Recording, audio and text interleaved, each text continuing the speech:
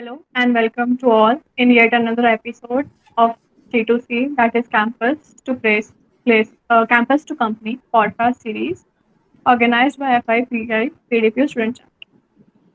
This podcast series is devoted to the petroleum engineer alumni of our university. Here they will be sharing their experience from transition from campus to corporate life.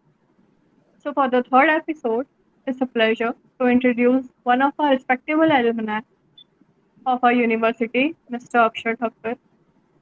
Mr. Thakkar is an eminent graduate of PDPU with a bachelor's degree in petroleum engineering. Currently, he is serving as a well engineer in Shell Corporation.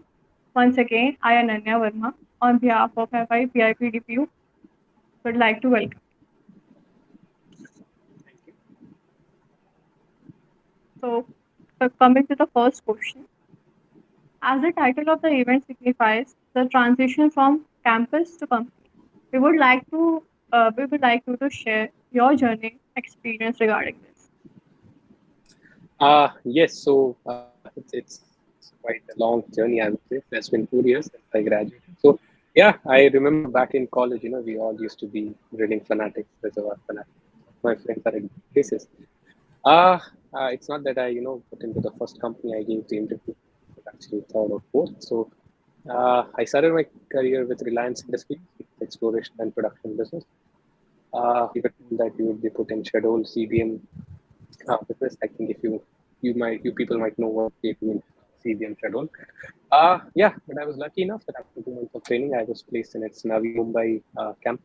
I used to be part of the offshore. We had some trainings for offshore, and I was deployed in their drill ship in the KG-6 basin. I worked there for 3 years, saw a variety of activities ranging from drilling, completion, workover, and permanent plug and abandon of wells. Worked there for 3 years and then got an opportunity with Shell in its engineering team. So yeah, currently I now look for more plug and abandon only for wells in North Sea, and also do a lot of work in automation, doing data analytics on Python, Power BI, SQL. Yeah, so that's all. The journey has, I would not say been smooth.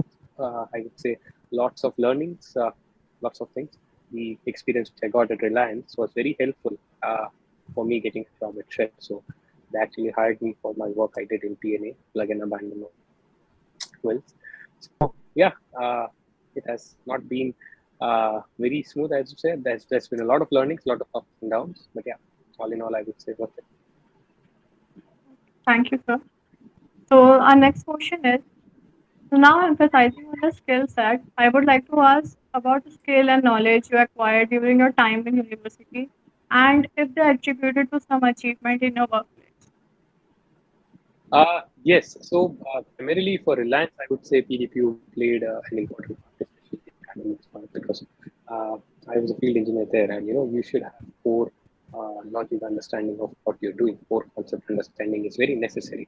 Uh, Contrary to what other companies and other people would say, that the working in a corporate is very different compared to what you study. That might be true for them, but for field job, if you're doing, yes, it is different. I'm not saying the same as the academics, but the core understanding of the concept, I'm saying that's the basic concept is very necessary. I don't want you to have a PhD level knowledge in this subject, but the basic understanding, let's say, about what balance, the underbalanced drilling is, whatever balanced drilling is, basic cementing principles, basic log. Because that is all we need, right? And that is how you hone them. Company is a place where you get to learn about. You actually see the applications of those learnings in the job. So yes, PDV played a very critical part in my first job. Based on the second job for Shell, it was more of an office-based job. What I learned there was stakeholder management, which I believe PDPU has, but it is lacking to some extent. So that is something which we can learn. And stakeholder management is not something which can be taught. I think this interaction you do with your friends in your social circle, in your personal social circle. One thing which I would like to give advice on is if you ever plan to go on an office-based job or in any different kind of domain, I would say learning a bit of Python, SQL, and PowerPoint not hurt. Actually, it would be a bit of an advantage. That would boost you, that would make you stand out from other candidates. Having a field job is essential. Uh, and petroleum engineering knowledge is also essential, but having an understanding, a working understanding of how data is analyzed in Python and SQL and Power BI visualization stack. So our third question is, now as the CGPI and internship plays a significant role in placement, therefore most of the students are focusing on that. So is this the most important aspect, or else what should the students' ultimate focus be? I would say the ultimate focus should be on the present. Pardon me if I'm being too preachy here, but the summer internships play a crucial part. That is the first time the student sees how the company functions, what role you can deliver, how you can generate value for the organization. So, yes, I myself did my internship at ONGC, and ONGC is a government company, right? Everybody knows. So, the working inside of it is also a bit, for lack of a better word, government. So yeah, the lack of exposure, I would say, could be mitigated if you reach out to people, especially people who are doing interning at ONGC or DGS or other places, or place where there are lack of mentors. Right? So these are the places where you need to take initiative and you need to reach out to other people, right, to make sure that you are also part of it and you are also delivering something meaningful. So yes, internship is very critical, I would say, in terms of exposure. At the same time, whichever organization you go to an internship to, ask for any specific kind of software or specific tools which you use. Right? It is not imperative that the other company would use the same tools or same equipment. Right? But at the same time, having these knowledge would increase your knowledge base. So that is very important. So back in Reliance, we used to use EDM base. I think EDM is an industry standard. So, but in some other places, they don't use EDM. That is something where you can go and you can learn. If you go to WSS or if you go to, let's say, Reservoir, uh, ONGC Reservoir team here in Gandhinagar, they would use ML and Petrol. So this is something which is not taught in detail at the university. So this is something, understanding it, not our aim is not to deliver value from these softwares in 2 months of time. Our aim is to learn as much as we can how to operate these softwares. Once we know how to do it, then only we can generate some value out of it and give us some product. So yeah, I would say internships are very critical, but at the same time, do not underestimate the education. Uh, Learnings are there for everywhere. But yeah, make the most of it. Make every day count in the internship, I would say. So continuing to the previous question, for an undergraduate's first internship, what all aspects should he or she consider to make most out of the learning experience? I would say you have to decide where you want to go. Let's say if you see yourself in a training company, let's say after graduate, target something which caters to your needs in the internship. But at the same time, do not fix your specialization as of yet. Yes, there can be a level of interest for each and every one of you would have in a particular domain. But at the same time, I would say keep your options open. That could help you understand the industry from a wider sense. So, keeping in mind what the person should look in an internship, I would say, I don't think you get any much of a choice on what kind of project. Right? So, my first thing is, complete the project with that enthusiasm. When you get free time, reach out to other people, other offices or other departments in the organization, which are not necessarily part of your internship. Go out, network with them. Networking is a big and a very crucial part of the internship. You can make some contact. So after you graduate, you can reach out to them for guidance, for career counseling, maybe even job. So I would say networking is the biggest thing you should look for. Other than the theoretical knowledge, what else, according to you, has been the most valuable lesson from the university? Uh, I would say friends. Uh, all of my people, all of my batchmates are working in different countries. It's not even in your US.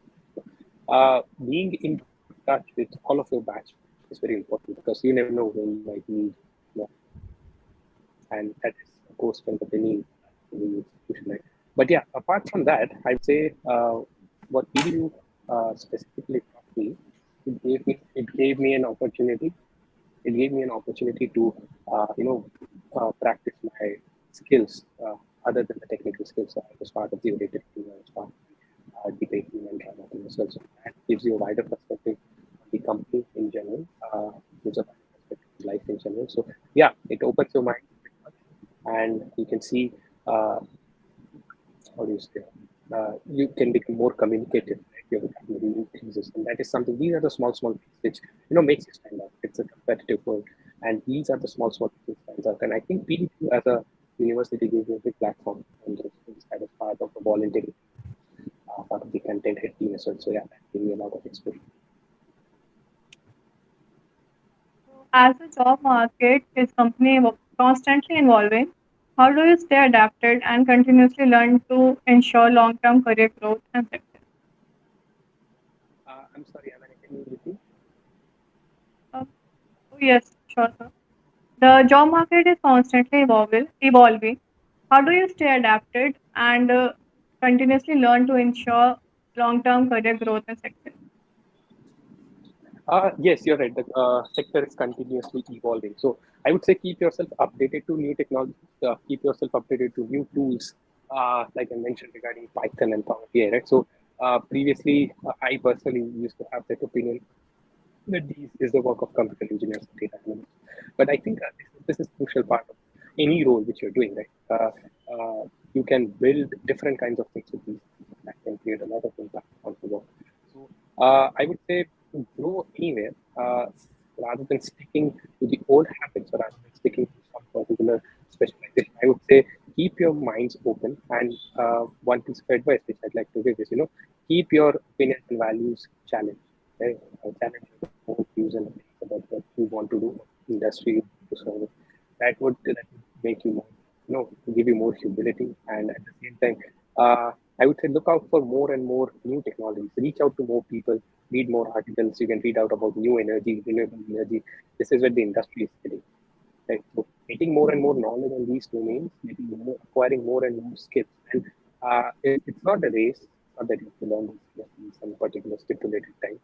Uh, learn at your own pace, right? That is all I can do. So nowadays, multidisciplinary study is also being emphasized. So connecting to the Yeah. previous question, how does it benefit the recent graduate? Uh, can you elaborate? Sorry, I don't know if I understand. So uh, I mean, people study various fields and like various things for certifications and studying lots of things at one time. Like you said, Python and other Excel or something, all the things all together. Yes, correct.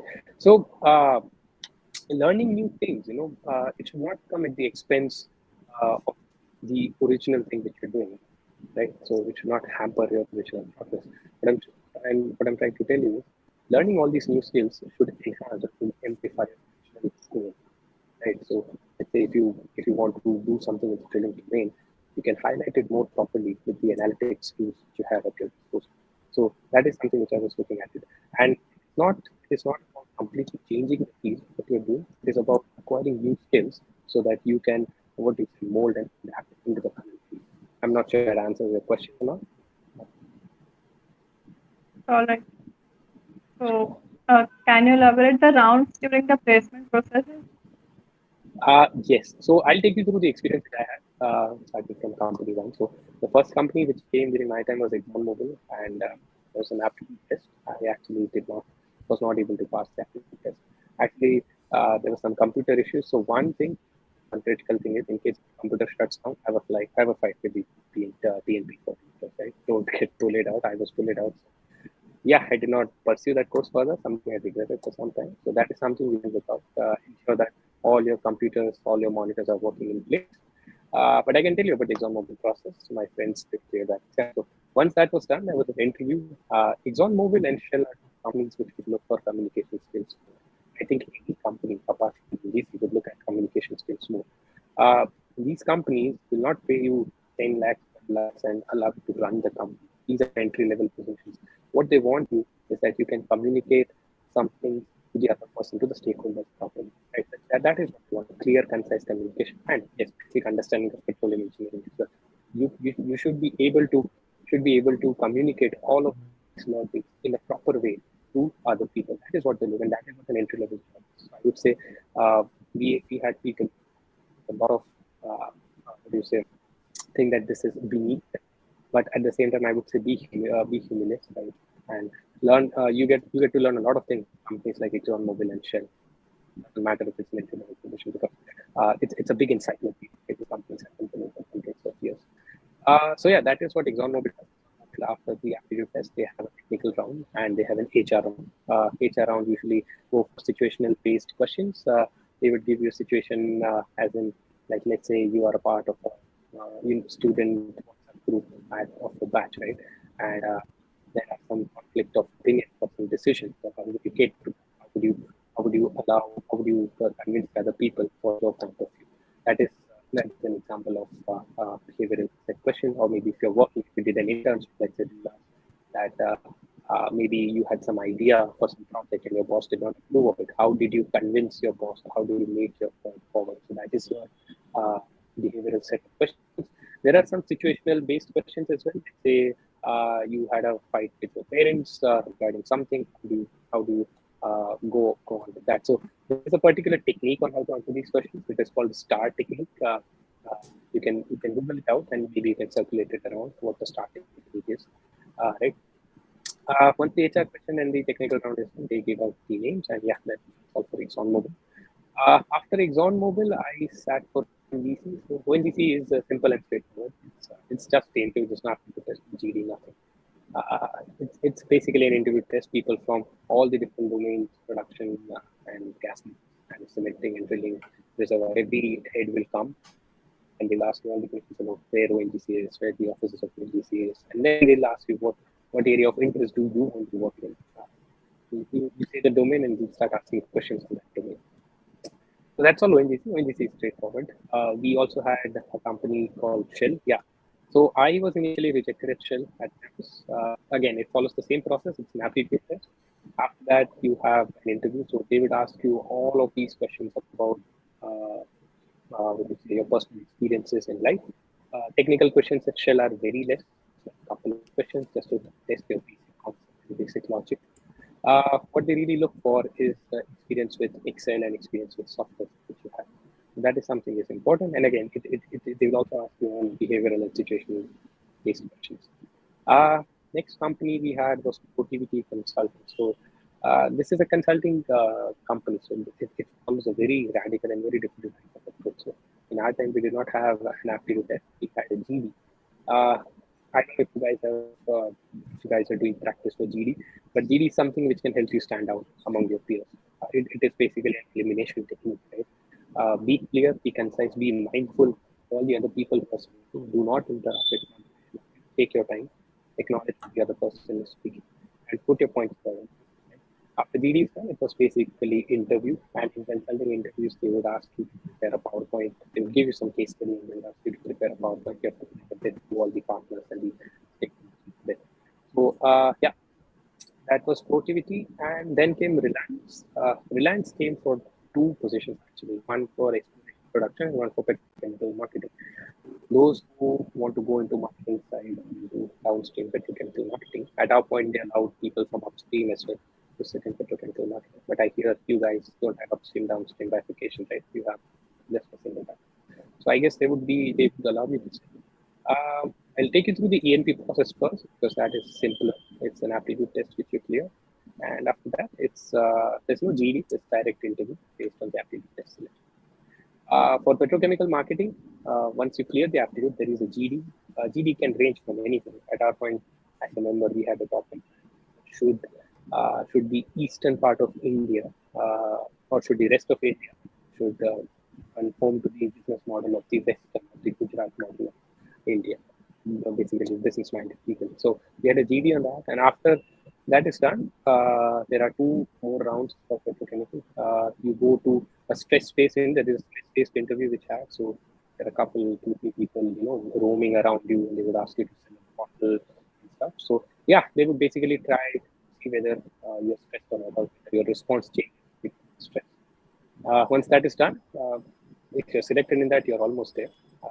You have to give an email test. Basically, you just have to show that you can write an email. It's simple. So once that is done, there's also a position for procurement. Procurement, I don't think there is GD, so I'm not sure what kind of questions they ask. But yeah, it's just an interview. Yes, so these are all the interviews I attended. Uh, but in general, if you guys want interview tips, I would say be confident about what you want to say, and uh, it is okay if you don't know it. They don't expect you to. If you don't know, say to like it. That's sorry, sir, I don't know. I would look it up. That's all. And yeah, be confident, be yourself. That is, yeah, that is all the advice I can give. Thank you, sir. That was very helpful. So our next question is: the C2C event consists of a round for resume. So we would like you to share some favorable and helpful tips to enhance the resume. Okay. Resume is something, I would say it should be, and I believe it should be, job specific. For every role, let's say if you're applying for Reliance, CV resume should be different. If you're applying for Schlumberger, it should be different. Right? Depending on the job position or depending on the job requirement, CV should be different. But a general CV tips would be keep some spacing in the CV, and the CV ideally has to be a fun page. A recruiter or a person taking interview doesn't have time to flip through pages and look at stuff. Uh, People around us have, had significant achievements, things that, but you do not have to put all in the CV. Just put all the things which are important, which put relevance to this thing. What I would say is highlight some of those things which you want to share, depending on the job again, and make it a bit diverse. Let's say you want paper presentation for like SPE, FIPI, some other student chapters. Instead of putting that, all three of them, just put one of them and make it a bit diverse. Let's say you attended some debate competition and you won that. So instead of putting three paper competitions, put one paper, one debate, and one, say, some secretary or cultural committee or something like that. So it makes you look diverse.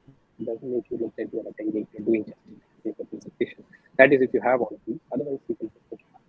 So yeah, that is one advice I would give. Be minimalistic, I would say. Do not be very detailed, descriptive in the scene. It's like a PowerPoint, Those points should be very minimal. What you say about those points, that is more important. So yeah. So like in resume, if we are on a basic level of Python or of other software, so is it helpful or we need to master any certification we are taking, any software we are Uh, learning? I don't think any certification is worth it. Right now, you can go to YouTube and learn Python It skill. means So we need to master like for example Python. So if we are at a beginner level, so it is helpful or we need to master it. We need to be good at it. no, no, you don't. I mean, people evolve this language. Nobody's an expert, right? But yeah, I understand your point. What you're trying to say. So you can put Python, you can put beginners level, and in interview if it comes up, you can say that I'm learning. I've had some achievements in Python before, done something in Python before, but yeah, I'm still learning, still at maybe at a beginner level. But yeah, like I said, we always approach with humility. Never say that I am an expert at this. Or I'm an expert. I'm learning. I'm always learn after you spend 15 years at the company. So yeah, that's okay. You don't need to have a certification for any kind of It's all about how comfortable you are with the programming language. Right now, on YouTube, I use certification. So, yeah, that's okay. So can you guide us regarding the future of petroleum engineering in the digital world and how to prepare for the digital transition coming in the industry?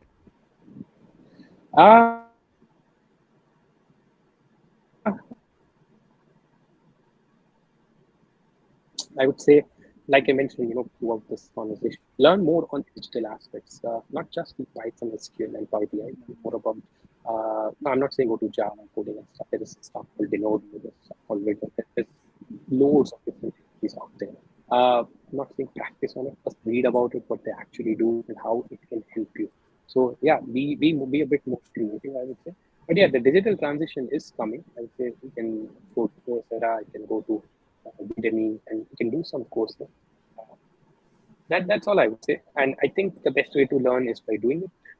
Classroom knowledge, yes, you can to some point, but working on actual projects, working on something that will help you out, that will make you stand out. So Google does some courses, will give you some exercises which you can do, and I think practice in these cases for digitalization, I think practice is the key. It might be a bit uncomfortable when you start doing it, but keep at it. That is the time when you need to do it the most. So yeah, that is the digitalization part. For transition, especially the energy transition, uh, learn more about the alternative sources of energy. Learn more about how India is progressing with it. Keep in touch with the emerging companies which come up here, the technologies which are coming. I think that will help. We can reach out to these emerging startups who are doing. They are actually in need of energy professionals, so that would really help. So there are many students struggling with making decision between further studies and or sitting in placement. So what guidance would you like to provide to them? Uh, I think that depends on a lot on what you want to do with your life and career. So let's say if you want to completely remove yourself from the industry, you can maybe reach out to do an MBA. Maybe if you guys want to do research, be a professor, get a PhD, and maybe go for a master's program in the US or some other place. So going for a master's degree is not based on one decision. It's a lot of factors. Maybe some people have the resources, some people have the money to go for it, they go.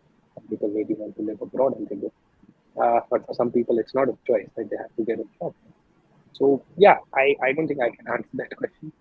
It's not a yes or no question whether you should go or not. Depends on what you want to do. So our last question. What is one piece of advice you would like to share that you wish you had received during your transition from campus to company? Ah, I would say learn more coding. Yeah, so you struggle a lot when you cannot code. Uh, but it's not that much. I mean, at Reliance, it used to be okay. But when you code, you feel a bit more confident. It's like having any other kind of skills, right? You stand out from other people. You can present your work in a more presentable palette. That's it. So that is something. Yeah, I would say we used to have programming language classes back in first semester, but I don't think there was any progress or any follow on that. So yeah, a bit more. I would say creativity in programming languages, and especially how you use it in your oil and gas engineering project. So that is something we look into. Thank you, sir. We would like to express our sincere gratitude to you for taking out No. time and share your valuable experience with us. Thanks a lot. Yeah. Thank you. Thank you guys for inviting me.